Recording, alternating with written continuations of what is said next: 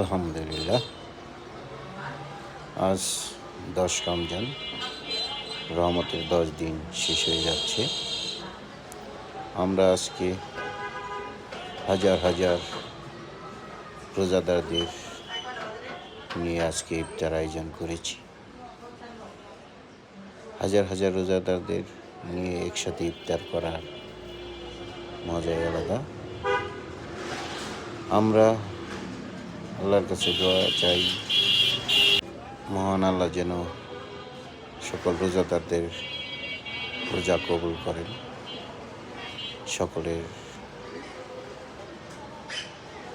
মনের আশা পূরণ করেন।